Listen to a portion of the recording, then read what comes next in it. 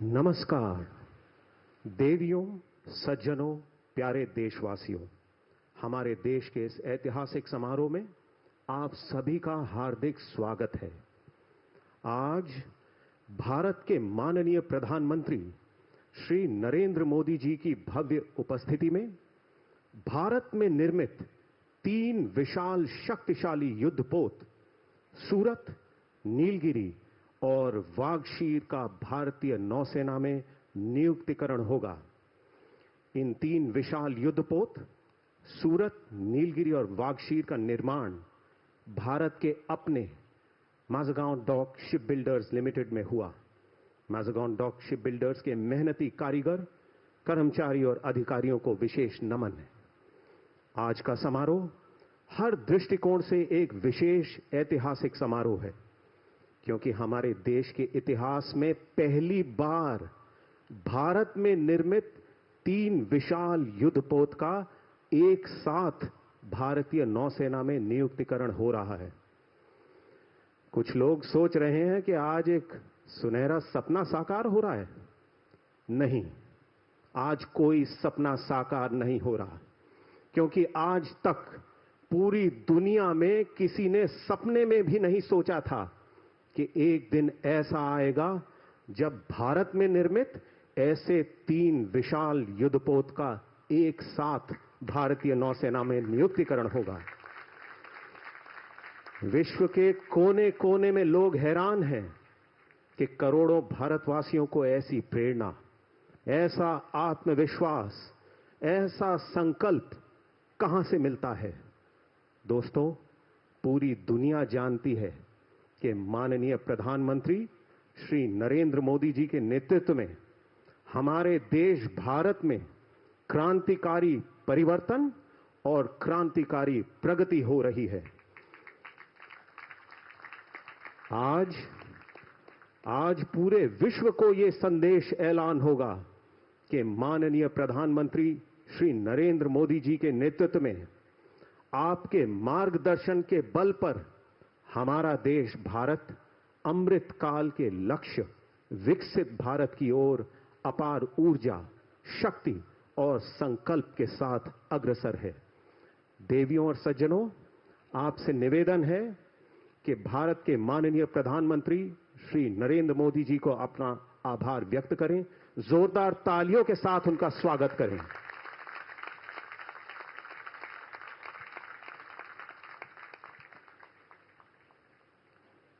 देवियों और सज्जनों, इतिहास गवाह है कि भारतीय नौसेना माननीय प्रधानमंत्री श्री नरेंद्र मोदी जी के मार्गदर्शन के बल पर आत्मनिर्भर भारत के लक्ष्य की ओर पूरी निष्ठा और संकल्प के साथ अग्रसर है। मैं अब विनम्र निवेदन करता हूं भारतीय नौसेना के प्रमुख एडमिरल दिनेश कुमार त्रिपाठी से, श्रीमान कृपया सभा को संबोधित करें।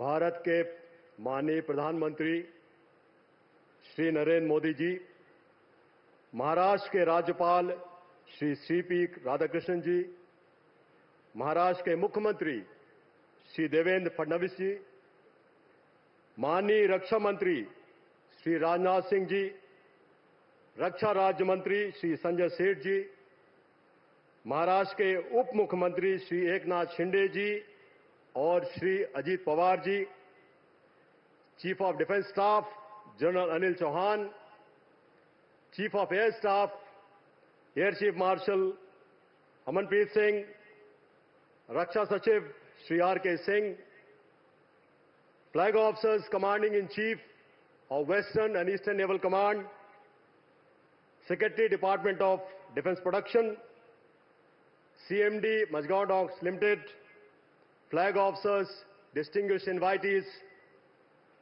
सम्मानीय वेटरन्स, मझगांव डॉक लिमिटेड के कर्मचारी एवं कार्मिक, मीडिया के दोस्तों, नौसेना के अफसर और नौसैनिक, देवियों और सज्जनों, भारतीय नौसेना के लिए ये बहुत गौरव और प्रतिष्ठा की बात है कि आज के इस ऐतिहासिक दिन जब हम 3 फ्रंटलाइन प्लेटफॉर्म्स सूरत, नीलगिरी और वाक्षीर को एक साथ नौसेना में सम्मिलित कर रहे हैं, हमारे बीच भारत के माननीय प्रधानमंत्री जी उपस्थित हैं।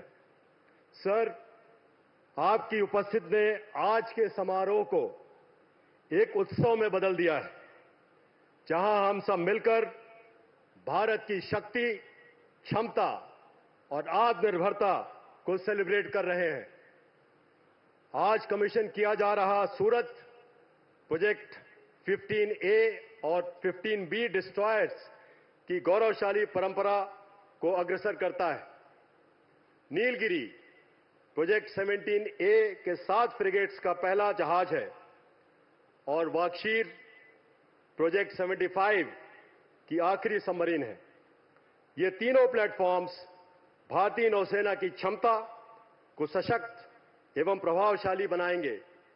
इससे हमारे सामुद्रिक हितों की सुरक्षा और भी मजबूत होगी।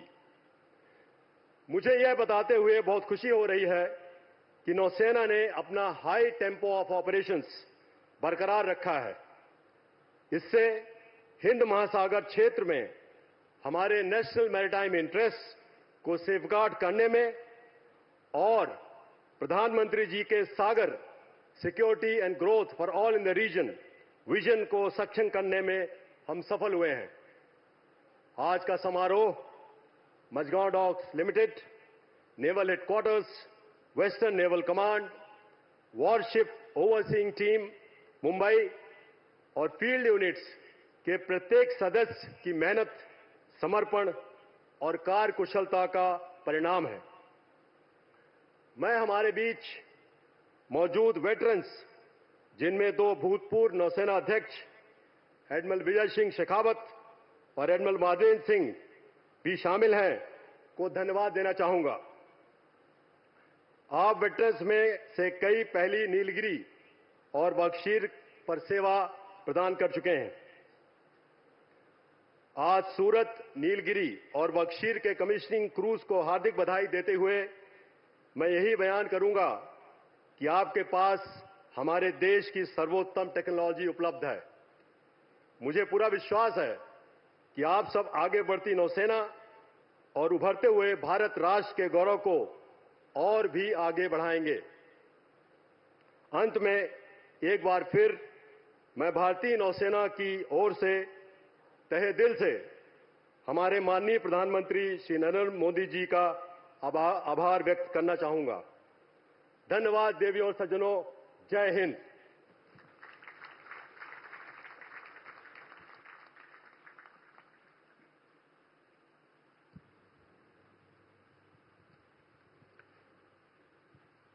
मैं अब विनम्र निवेदन करता हूं भारत के माननीय रक्षा मंत्री श्री राजनाथ सिंह जी से, जो हमारे देश के सभी सैनिकों के लिए मर्यादा और प्रेरणा का प्रतीक हैं। श्रीमान, कृपया सभा को संबोधित करें।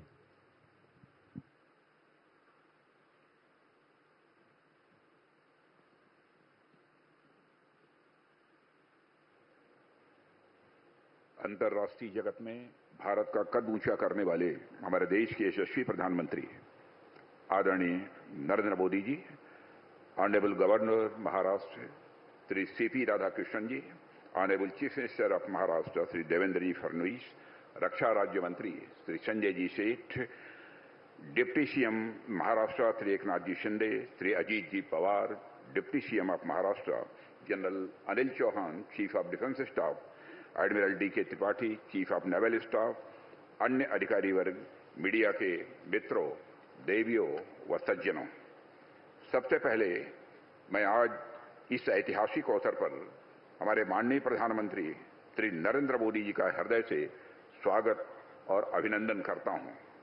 मैं आपका आभार व्यक्त करता हूं प्रधानमंत्री जी कि आप अपनी व्यस्त दिनचर्या से बहुमूल्य समय निकालकर आज यहां हम सबके बीच उपस्थित हुए हैं। माननीय प्रधानमंत्री जी, भारत की सुरक्षा व्यवस्था सुदृढ़ करना और रक्षा क्षेत्र में आत्मनिर्भरता लाना हमेशा आपकी प्रायोरिटी रही है। आपने लगातार इस संबंध में अपना गाइडेंस हम सबको दिया है। हमारे डिफेंस सेक्टर का लगातार बढ़ता सामर्थ्य इस बात का जीवंत उदाहरण है। आईएनएस सूरत, आईएनएस नीलगिरी और आईएनएस वागशीर यानी एक डिस्ट्रॉयर, एक फ्रिगेट और एक सबमरीन की एक साथ हो रही हिस्टोरिक कमीशनिंग सिर्फ इंडियन नेवी की ही नहीं बल्कि आपके नेतृत्व में इंडियन ओशन रीजन में भारत की बढ़ती ताकत का भी यह प्रमाण है। साथियों, वैसे तो इंडियन ओशन रीजन में हमेशा से जियो स्ट्रेटेजिक और इकोनॉमिक दृष्टि से यह रीजन महत्वपूर्ण रहा है, परंतु आज के तेजी से बदलते हुए परिवेश में यह और भी महत्वपूर्ण हो गया है। आज हम ये कह सकते हैं कि जो महत्व पूर्व में अटलांटिक ओशन का हुआ करता था, वो महत्व आज शिफ्ट होकर इंडियन ओशन की ओर आ गया है। दुनिया के ट्रेड और कॉमर्स का एक बहुत बड़ा हिस्सा इस क्षेत्र से होकर गुजरता है। इसके अलावा आज जियो स्ट्रेटेजिक कारणों से यह क्षेत्र इंटरनेशनल पावर राइवलरी का भी एक हिस्सा स्वाभाविक रूप से बनता जा रहा है। साथ ही यहां drug trafficking, narcotics, smuggling, illegal fishing, human trafficking, terrorism आदि इलीगल एक्टिविटीज का प्रयास होता रहता है। इंडियन ओशन रीजन में भारत का जियो स्ट्रेटेजिक और इकोनॉमिक इंटरेस्ट बहुत पुराने समय से ही रहा है। चाहे हम 2000 ईयर्स पहले के रोम के साथ ट्रेड की बात करें या साउथ ईस्ट एशियन कंट्रीज के साथ अपने व्यापार की बात करें, मलक्का स्टेट से मेडागास्कर और पूर्वी अफ्रीका के समुद्री तट का यह क्षेत्र हमारे लिए डायरेक्ट इंटरेस्ट का क्षेत्र सही से रहा है। आज भी वॉल्यूम के अनुसार भारत के ट्रेड का 95% हिस्सा इसी रीजन से जुड़ा हुआ है। ऐसे में इंडियन ओशन रीजन में एक सशक्त इंडियन नेवी की प्रेजेंस हमारे लिए स्वाभाविक रूप से सबसे बड़ी यह प्रायोरिटी हो जाती है। आज हो रही 3 बड़े और मॉडर्न प्लेटफॉर्म्स की कमीशनिंग हमारे लक्ष्य प्राप्ति की दिशा में अत्यंत महत्वपूर्ण एक माइलस्टोन है। माननीय प्रधानमंत्री जी, यह निश्चित रूप से रक्षा मंत्रालय के लिए सौभाग्य का विषय रहा है कि हमें लगातार आपका मार्गदर्शन और आपका दिशा निर्देश मिलता रहा है। डिफेंस में आत्मनिर्भरता का आपने जो मंत्र दिया है, उस पर लगातार कार्य हो रहा है। आज कमीशन किए जा रहे आईएनएस सूरत, आईएनएस नीलगिरी का 75% से अधिक कंटेंट भारत में ही विकसित किया गया है। साथ ही देश में निर्मित हो रहे अन्य प्लेटफॉर्म्स में भी इंडिजिनस कंटेंट लगातार बढ़ता जा रहा है। इसी प्रकार हमें एक और क्षेत्र में आपका दिशा निर्देश प्राप्त हो रहा है और वह है डिफेंस सेक्टर में रैपिड मॉडर्नाइजेशन का। आज के 3 बड़े प्लेटफॉर्म्स पूरी तरह से state of the art equipment तथा सिस्टम से पूरी तरह लैस हैं और किसी भी परिस्थिति से निपटने में पूरी तरह से यह सक्षम भी हैं। हम आज अपने मॉडर्नाइजेशन की मुहिम को तेजी से आगे बढ़ा रहे हैं।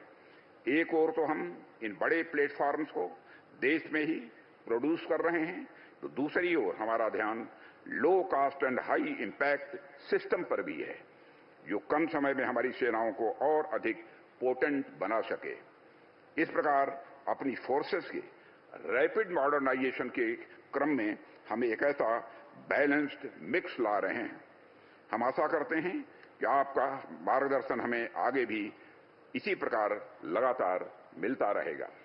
हमने रक्षा मंत्रालय में 2025 को ईयर ऑफ रिफॉर्म्स घोषित किया है। इसके अंतर्गत हमने रक्षा मंत्रालय तथा तीनों सेनाओं में जो भी जरूरी रिफॉर्म्स हैं, उनके ऊपर कार्य करने का संकल्प लिया है।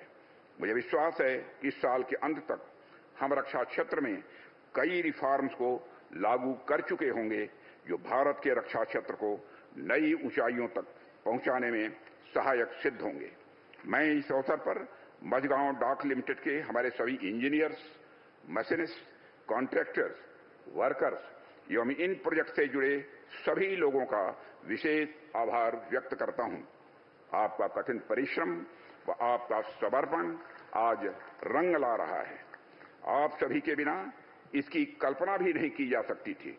आपने अपनी लगन से भारतीय नौसेना की ताकत में वृद्धि की है और देश को आपके ऊपर गर्व है।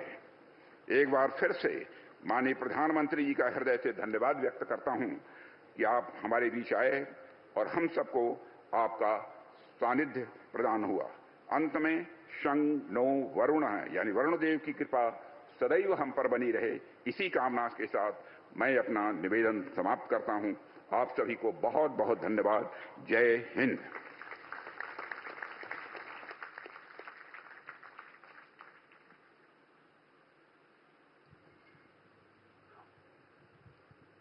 देवियों और सज्जनों, अब इन 3 विशाल युद्धपोत के कमान अधिकारी एक एक करके नियुक्तिकरण आदेश का ऐलान करेंगे। To read out the commissioning warrant of Wagshir, I now invite the commanding officer designate, Commander Vineet Sharma.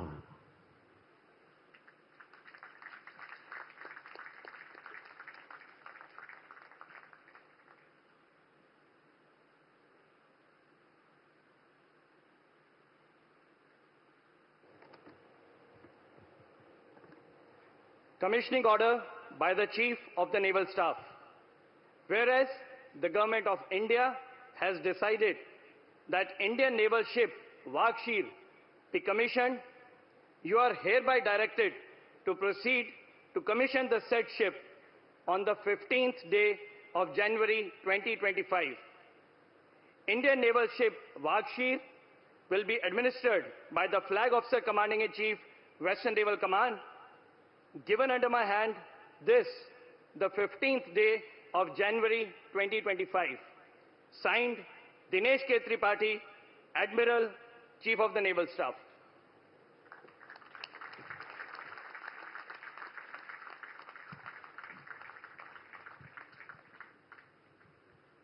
To read out the commissioning warrant of Nilgiri, I now invite the commanding officer designate, Captain Nitin Kapoor.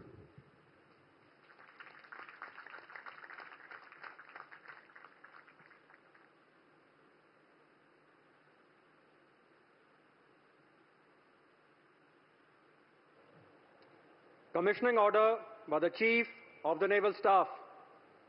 Whereas the Government of India has decided that Indian naval ship Nilgiri be commissioned, you are hereby directed to proceed to commission the said ship on the 15th day of January 2025. Indian naval ship Nilgiri will be administered by the Flag Officer Commanding-in-Chief, Western Naval Command. Given under my hand this, the 15th day of January 2025. Signed, Dinesh Kumar Tripathi, Admiral, Chief of the Naval Staff.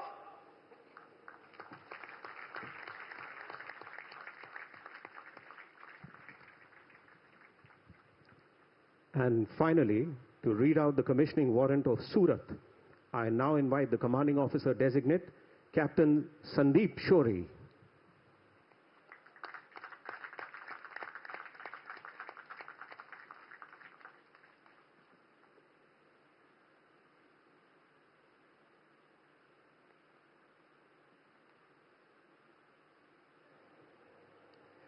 Commissioning order by the Chief of the Naval Staff. Whereas the Government of India has decided that Indian naval ship Surat be commissioned, you are hereby directed to proceed to commission the said ship on the 15th day of January 2025. Indian naval ship Surat will be administered by the Flag Officer Commanding-in-Chief, Western Naval Command. Given under my hand this, the 15th day of January 2025. Signed, Dinesh Kumar Tripathi, Admiral, Chief of the Naval Staff.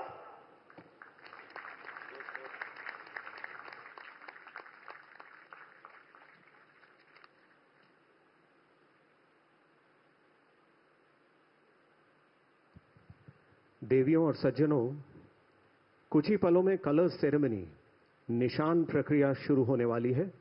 निशान प्रक्रिया के दौरान राष्ट्रगान बजाया जाएगा।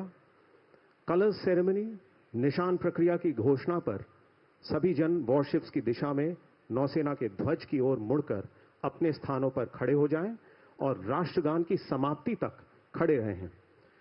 राष्ट्रगान के दौरान जो लोग वर्दी में हैं वे सलामी देंगे।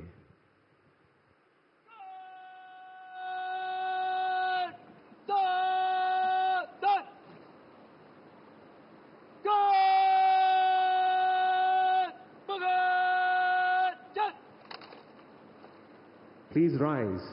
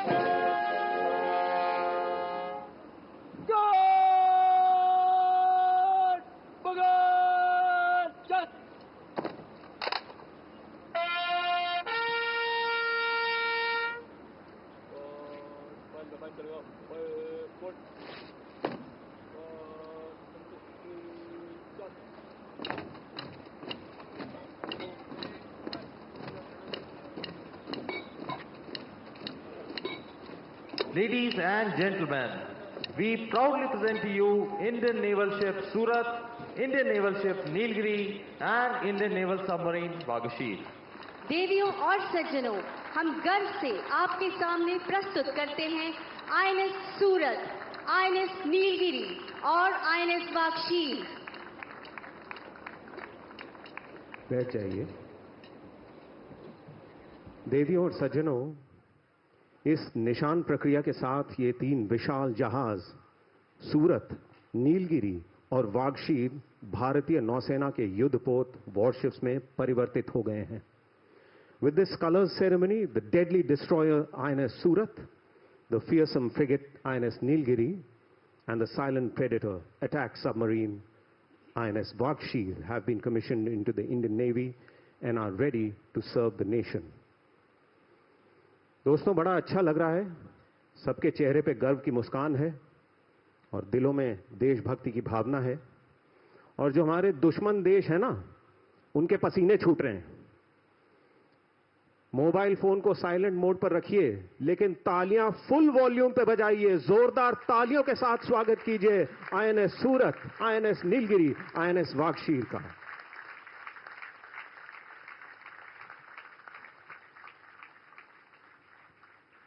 दोस्तों, अब दिल की धड़कन तेज हो चुकी है। ऐसा क्यों?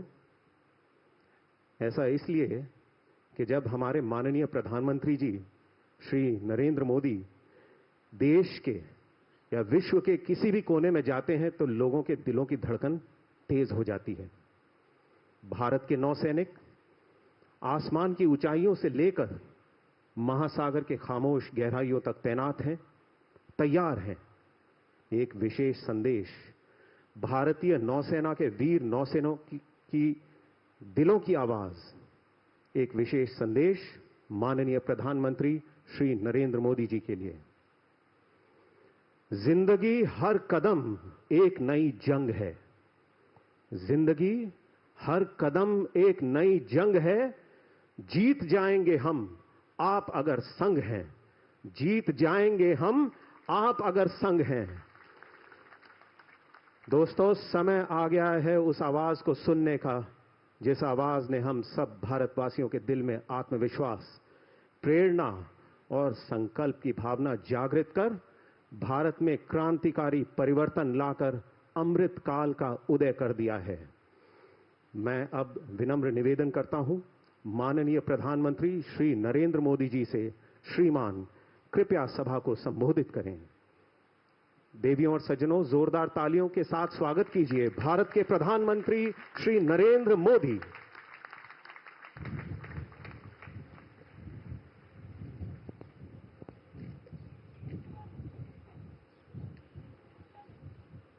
महाराष्ट्र के राज्यपाल सीपी राधाकृष्णन जी, महाराष्ट्र के लोकप्रिय मुख्यमंत्री देवेंद्र फडणवीस जी, मंत्रिपरिषद के मेरे वरिष्ठ साथी श्रीमान राजनाथ सिंह जी, संजय सेठ जी, महाराष्ट्र के मुख्यमंत्री, उनके साथ आज हमारे दोनों उप मुख्यमंत्री भी हैं, उप मुख्यमंत्री श्रीमान एकनाथ शिंदे जी, Ajit Pawar ji, CDS, CNS, navy के सभी साथी, मझगांव डॉकयार्ड में काम करने वाले सभी साथी, अन्य अतिथिगण, देवी और सज्जनों, 15 जनवरी के दिन को आर्मी डे के रूप में भी मनाया जाता है।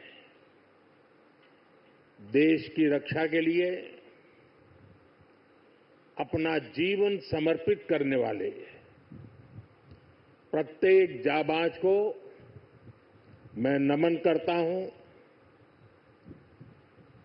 मां भारती की रक्षा में जुटे हर वीर वीरांगना को मैं आज के दिन बधाई देता हूं।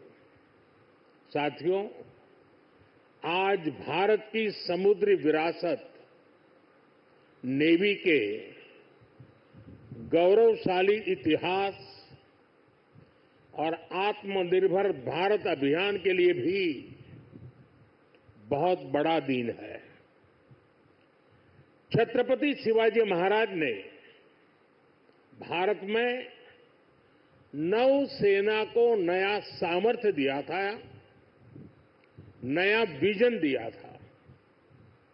आज उनकी इस पावन धरती पर 21वीं सदी की नेवी को सशक्त करने की तरफ हम एक बहुत बड़ा कदम उठा रहे हैं।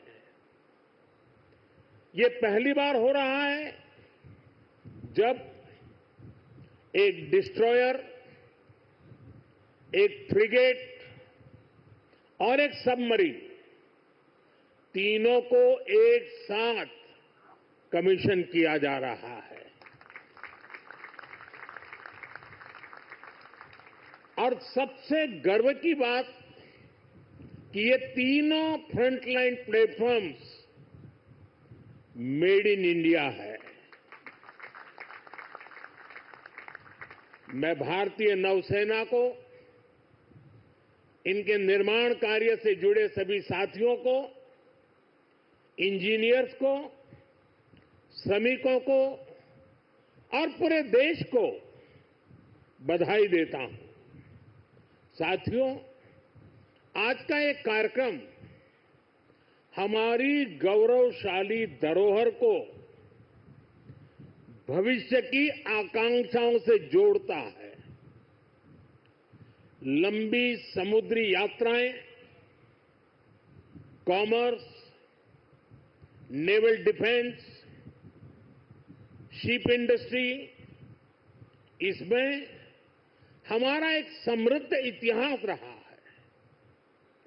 अपने इतिहास से प्रेरणा लेते हुए आज का भारत दुनिया की एक मेजर मैरीटाइम पावर बन रहा है। आज जो प्लेटफॉर्म लॉन्च हुए हैं उनमें भी इसकी झलक है। अब जैसे हमारा नीलगिरी चौल वंश के समुद्री सामर्थ्य के प्रति समर्पित है। सूरत वॉरशिप उस कालखंड की याद दिलाता है जब गुजरात के पोर्ट्स के जरिए भारत वेस्ट एशिया से जुड़ा था। इन दिनों ये दोनों शिप्स, इसके साथ आज बागशीर सबमरीन की कमीशनिंग भी हो रही है। कुछ वर्ष पूर्व मुझे P-75 क्लास की पहली सबमरीन कलवरी की कमीशनिंग में शामिल होने का अवसर मिला था। आज मुझे इस क्लास की 6वीं सबमरीन बागशीर को कमीशन करने का सौभाग्य मिला है। ये नए फ्रंटियर प्लेटफॉर्म भारत की सुरक्षा और प्रगति दोनों को नया सामर्थ्य देंगे।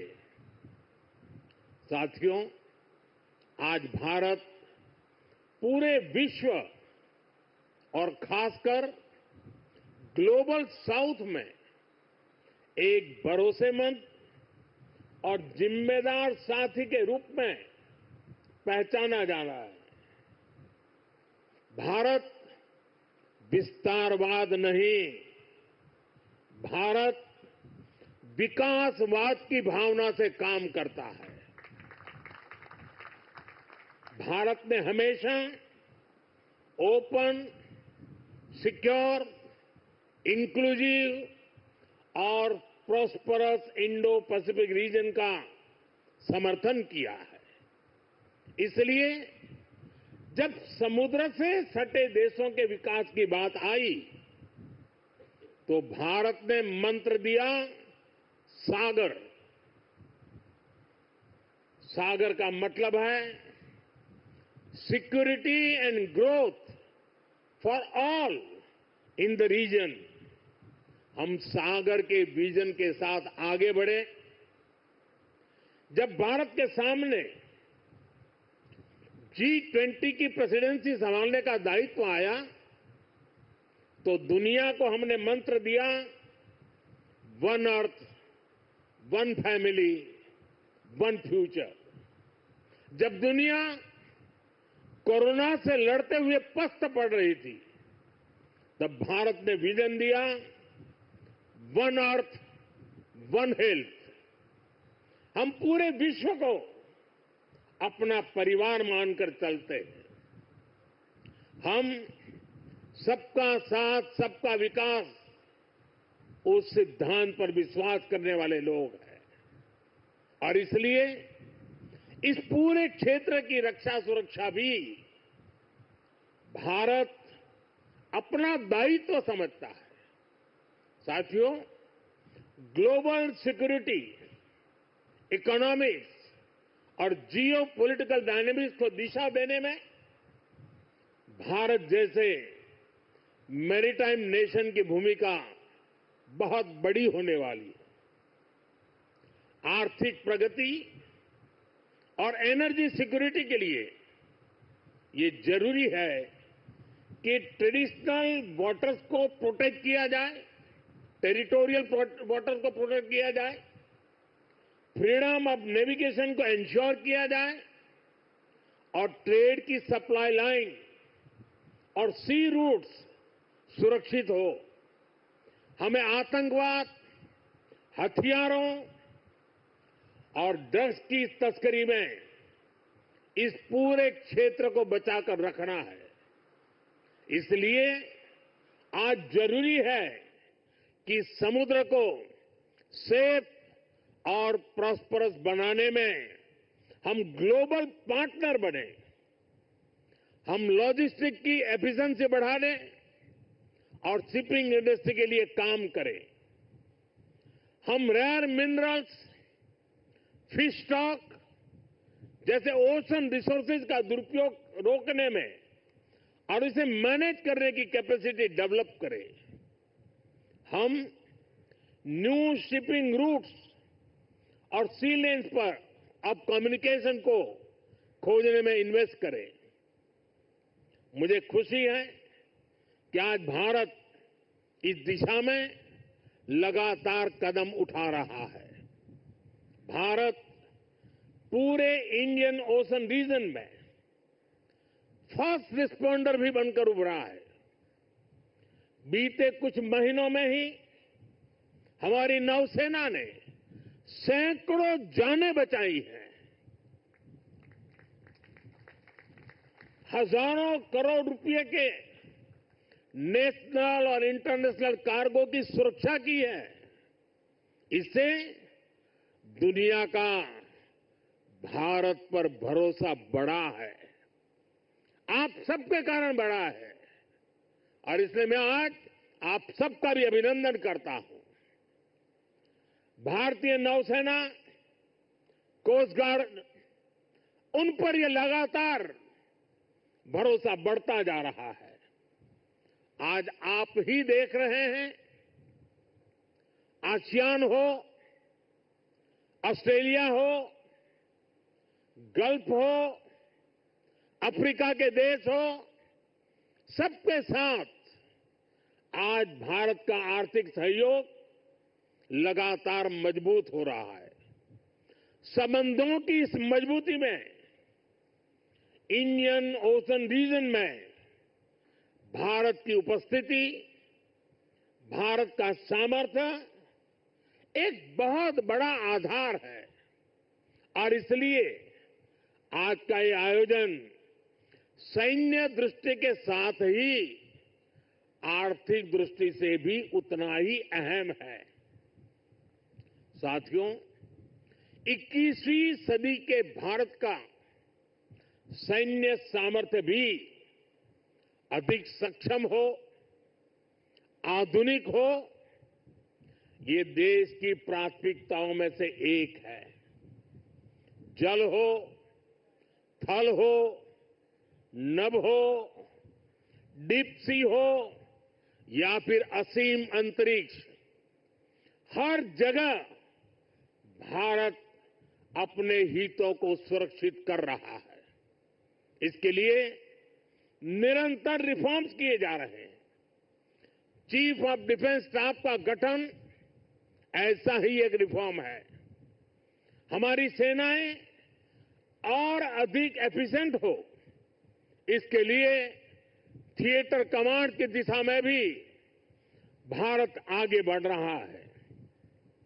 साथियों, पिछले 10 साल में जिस तरह भारत की तीनों सेनाओं ने आत्मनिर्भरता के मंत्र को अपनाया है, वो बहुत ही सराहनीय है। संकट के समय दूसरे देशों पर भारत की निर्भरता कम से कम हो, इस गंभीरता को समझते हुए आप सभी इस काम को आगे बढ़ा रहे हैं, नेतृत्व दे रहे हैं। हमारी सेनाओं ने 5000 से ज्यादा ऐसे साजो सामान और उपकरणों की लिस्ट तैयार की है जो अब वो विदेशों से नहीं मंगाएगी। जब भारत का सैनिक भारत में बने साजो सामान के साथ आगे बढ़ता है तो उसका आत्मविश्वास भी कुछ अलग ही होता है। पिछले 10 साल में कर्नाटका में देश की सबसे बड़ी हेलीकॉप्टर बनाने वाली फैक्ट्री शुरू हुई है। सेनाओं के लिए ट्रांसपोर्ट एयरक्राफ्ट बनाने वाली फैक्ट्री शुरू हुई है। तेजस फाइटर प्लेन के भारत की साख को आसमान की नई ऊंचाई पर पहुंचाया है। यूपी और तमिलनाडु में बन रहे डिफेंस कॉरिडोर्स, डिफेंस प्रोडक्शन को और गति देने वाले हैं। और मुझे खुशी है कि हमारी नेवी ने भी मेक इन इंडिया अभियान का बहुत अधिक विस्तार किया है। इसमें मझगांव डॉकयार्ड के आप सभी साथियों की भी बहुत बड़ी भूमिका है।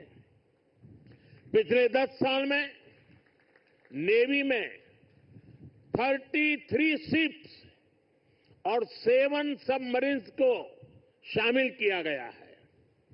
इन 40 नेवल वेसल्स में से 39 भारतीय शिपयार्ड में ही बने हैं।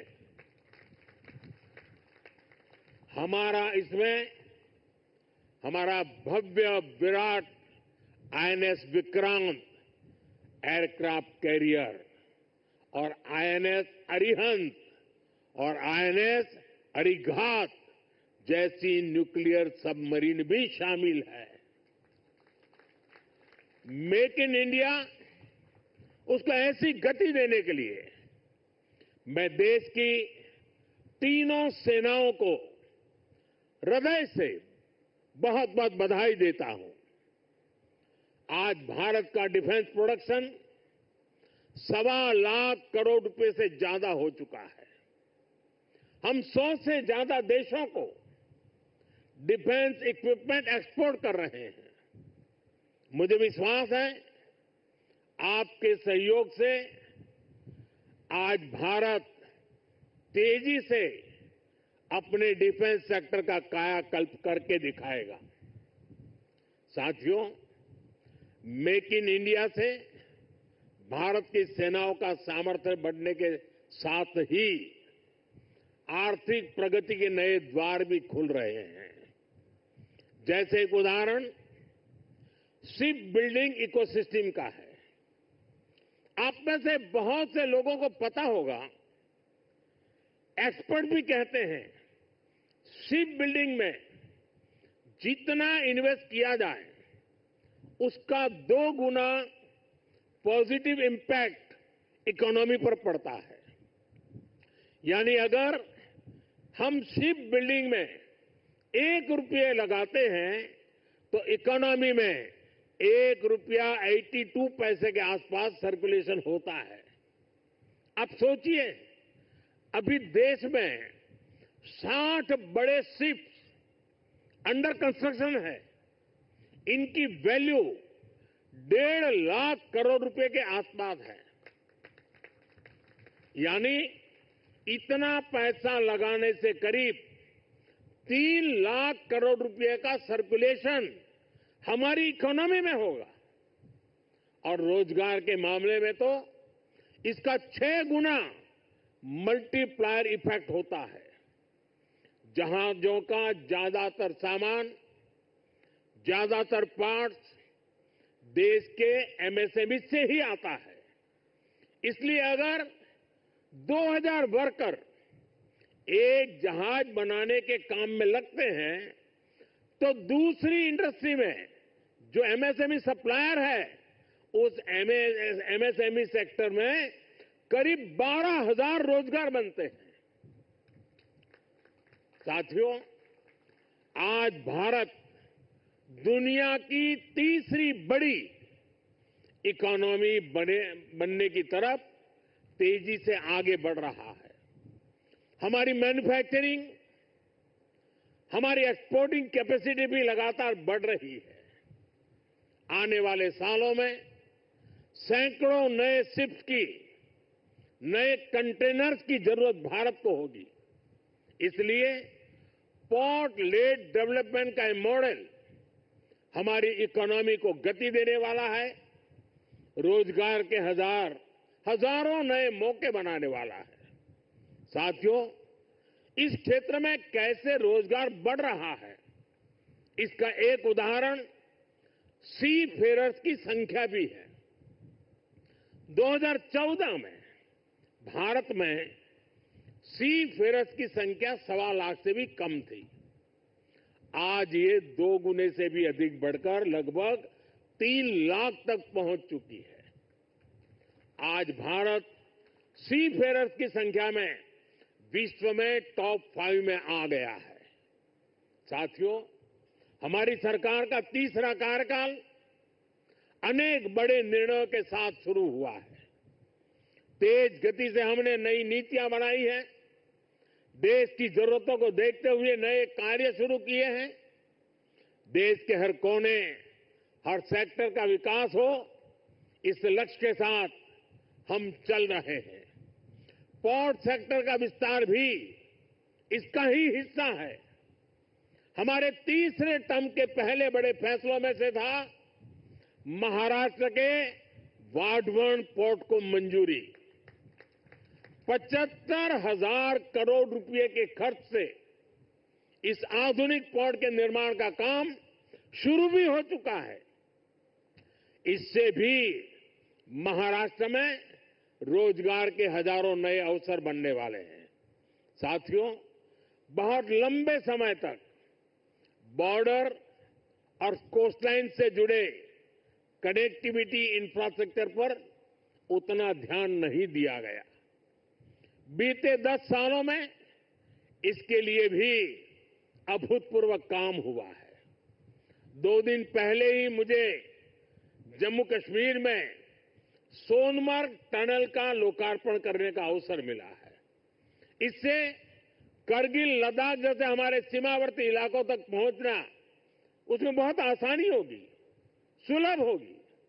पिछले साल अरुणाचल प्रदेश में सेला टनल का लोकार्पण हुआ है।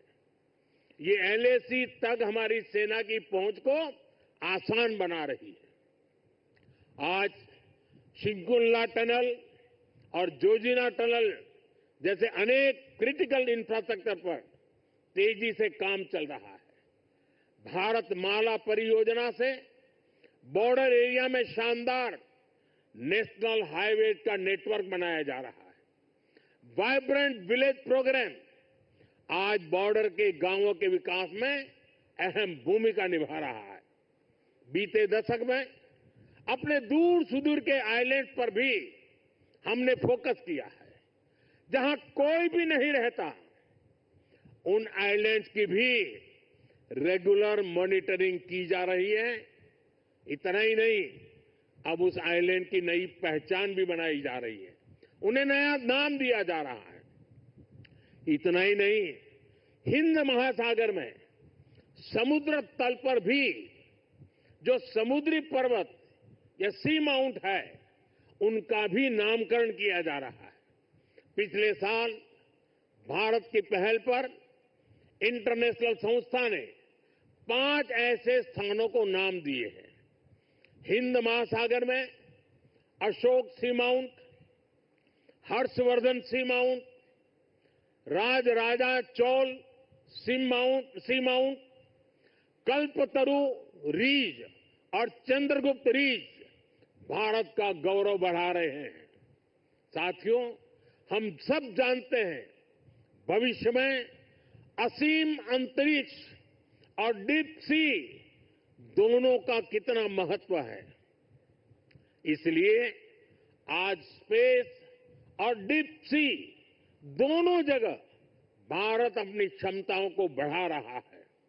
हमारा समुद्रयान प्रोजेक्ट वैज्ञानिकों को समंदर में 6,000 मीटर की उस गहराई तक ले जाने वाला है जहां कुछ ही देश पहुंच पाए हैं।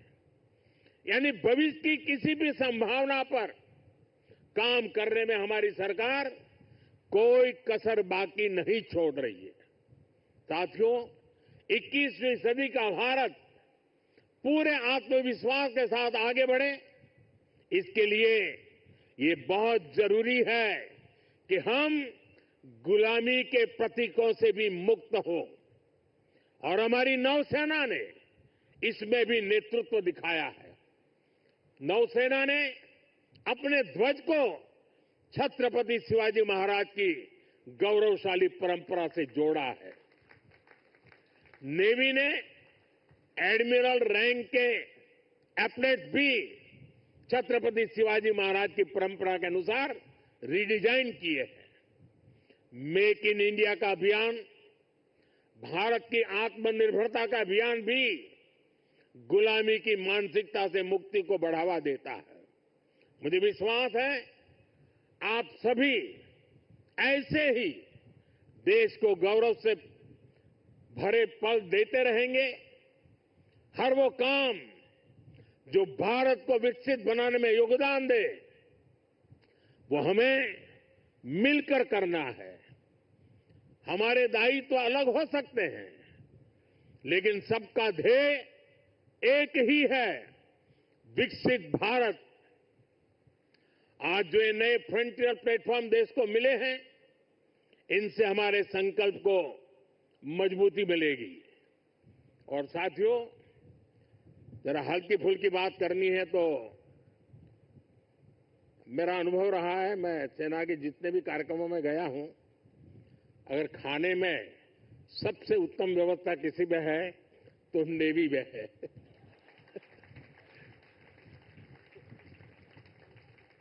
विविधताओं से भरपूर। अब आज उसमें सूरत शिप जुड़ गया है और हम लोगों को एक कहावत मालूम होगी, बड़ी पॉपुलर कहावत है, और मैं कैप्टन संदीप को कहूंगा कि इस बात को जरा गौर से सुने। वो कहावत है, सूरत का जमण और काशी का मरण। यानी सूरत का जो भोजन होता है वो उतना ही महान होता है, श्रेष्ठ होता है। अब जब सूरत लॉन्च हो रहा है तो मुझे विश्वास है कैप्टन संदीप सुरती खाना भी लोगों को खिलाएंगे। साथियों, ये बहुत ही उत्तम अवसर है। पूरा देश आपको शुभकामनाएं दे रहा है, पूरा देश गौरव से भर रहा है और इसीलिए एक नए विश्वास के साथ, नए उमंग और उत्साह के साथ, नए संकल्प के साथ विकसित भारत के संकल्प को पूर्ण करने के लिए हम पूरे सामर्थ्य से जुड़े। आज के इस अवसर पर इन तीनों महत्वपूर्ण कदम के लिए, महत्वपूर्ण सौगात के लिए आप सबको बधाई देते हुए मैं मेरी वाणी को विराम देता हूं। आप सबको बहुत बहुत शुभकामनाएं। पूरी ताकत से मेरे साथ बोलिए, भारत माता की। कम से कम इस कार्यक्रम में वो आवाज सबसे ज्यादा गूंजनी चाहिए। भारत माता की, भारत माता की, भारत माता की। बहुत बहुत धन्यवाद।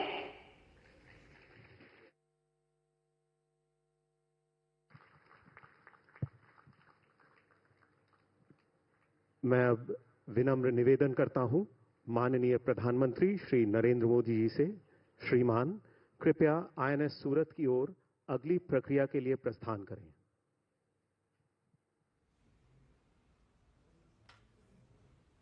तो ये सीधा प्रसारण आप मुंबई से देख रहे थे, जहां प्रधानमंत्री नरेंद्र मोदी नौसेना के डॉकयार्ड से ये सीधा प्रसारण प्रधानमंत्री नरेंद्र मोदी संबोधित कर रहे थे।